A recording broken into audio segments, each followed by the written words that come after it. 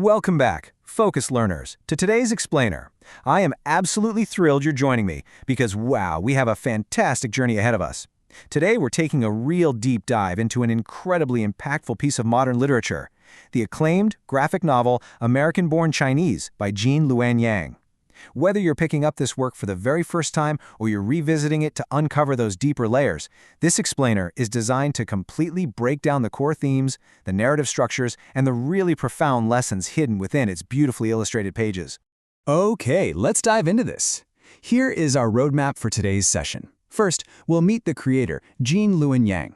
Second, we'll explore the book's 3 intertwining stories. Third, we'll unpack the struggle to fit in. Fourth, we'll look at embracing your true self. And finally, we'll talk about exactly why teens should read this. All right, moving right along to Section 1, Meet Gene Luen Yang. Understanding Gene Luen Yang's background is absolutely critical to understanding the graphic novel itself. He's a Bay Area native, and his parents actually met right in the San Jose State University library. Growing up, Yang was fed this really rich diet of stories told by his parents. But much like the protagonists we're about to meet, Yang experienced the very real, very tough challenge of being a minority in his elementary school. And what did he do? He took those early childhood experiences of feeling totally different and channeled them directly into his art.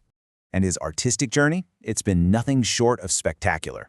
Not only is he a professor of creative writing at Hamline University, but he's also trusted with some massive global franchises.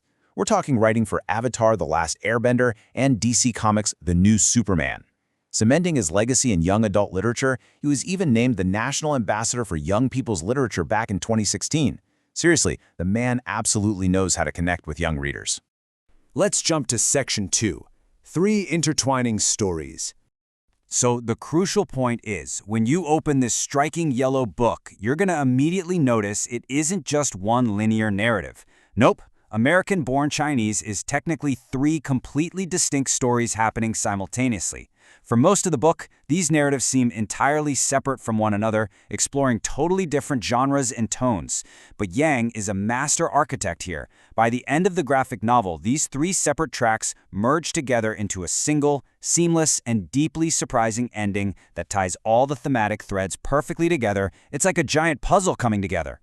Let's break down how this narrative is built on 3 distinct arcs. First up, we follow Jin Wang, our main protagonist, as he navigates his school years as a minority, just desperately trying to fit in with his peers. Right alongside Jin's very grounded, realistic story, we jump straight into mythology. We follow the trials of the Monkey King, this ancient figure on a magical journey to prove he's a worthy deity and, ironically, trying to fit in among the gods. Lastly, we have the jarring, sitcom-style story of Cheng Qi, who represents the ultimate personification of harmful Chinese stereotypes, and we see how his arrival totally ruins the life of his all-American cousin Danny. These 3 stories just flow so smoothly alongside each other.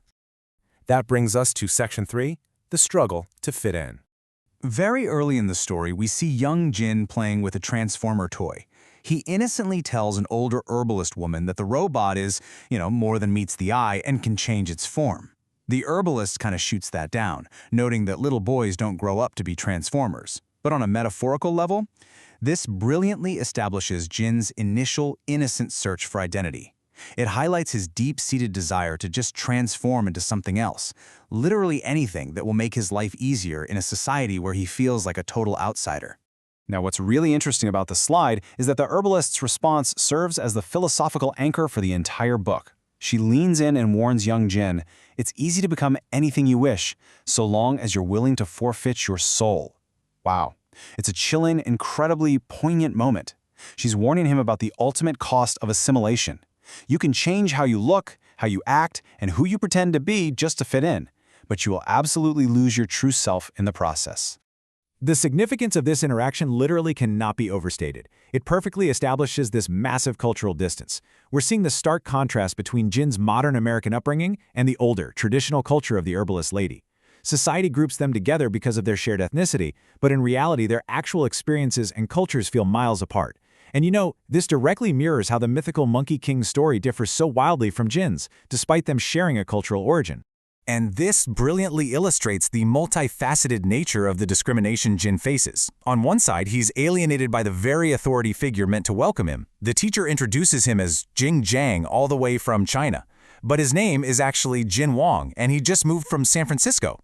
Instantly, he is othered. Then, mere moments later, a classmate casually repeats a hurtful racist stereotype about Chinese people eating dogs. Before Gene has even had a chance to open his mouth, his identity is hijacked by the ignorance of his teacher and the cruelty of his peers. Sadly, this alienation follows him straight out of the classroom and right into the lunchroom. Gene sits down to eat his dumplings, just a normal, comforting meal from home, but his classmates react with total disgust. They ask, "What the hell is that?" and warn him to stay away from their dogs. This highlights such a deeply frustrating, relatable experience for immigrant minorities, feeling immense shame and isolation over something as simple and essential as the food they eat. It's these everyday microaggressions that really chip away at Gene, pushing him toward that dangerous desire to transform and forfeit his soul just to be accepted. Moving to Section 4, Embracing Your True Self. Without giving away exactly how the three stories magically converge at the end, we do eventually reach a pivotal moment near the end of the novel. The Monkey King, having gone through his own arrogant attempts to change his nature and facing a really humiliating punishment for it, finally sits down with Gene. He tells Gene that he was imprisoned beneath a mountain of rock for 500 years. 500 years! And he could have saved himself all that time if he had only realized how good it is to be a monkey. He's using his own painful experiences to gently guide Gene out of his self-hatred. Let's move to and see how this builds into the defining lesson of the entire book. Being yourself is the best thing you can do for yourself. This finalizing piece of wisdom is everything the Monkey King had to learn the hard way to become a true deity. He passes this on to Gene, essentially urging him to stop trying to be a transformer. True power, true peace, and true acceptance, they don't come from changing to fit the mold of those who mock you. They come from fiercely and unapologetically embracing exactly who you are. And our final section, Section 5, Why Teens Should Read. At its core, American-born Chinese is a masterclass in exploring identity and discrimination, and for developing minds in middle and high school, this is absolutely vital.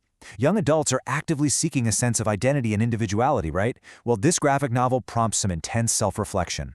Furthermore, countless ethnic teens around the country face the exact same alienation and stereotyping that Gene Wang faces. Seeing their own struggles validated on the page not only makes them feel less alone, but it equips them with the emotional vocabulary to process their own environment. It's a real game changer. When we actually look at the reading metrics, we see exactly why this is such a wildly effective teaching tool. It has an ATOS book level of 3.3, a GN 530L Lexile score, and a Flesch Reading Ease score of nearly 79. What does all that mean? It means the text itself is highly accessible. Because the illustrations do the heavy lifting for reading comprehension, there's no overly difficult vocabulary blocking the way. So these massive complex themes of racism, assimilation, and self-worth are highly accessible for students as early as the 5th and 6th grades. It's just a perfect gateway for deep literary analysis. As we wrap up this explainer, I want to leave you with a question to really chew on. How does your own journey of individuality compare to Gene's, and how can we better embrace our true selves today? Whether you face the specific immigrant experience Gene has, or you've just felt that universal pressure to change who you are to fit in, Gene Luen Yang's masterpiece reminds us that forfeiting our souls is never, ever worth the price of admission. Thank you so much for joining me today, Focus Learners. Keep reflecting, keep reading, and never forget the power of being exactly who you are.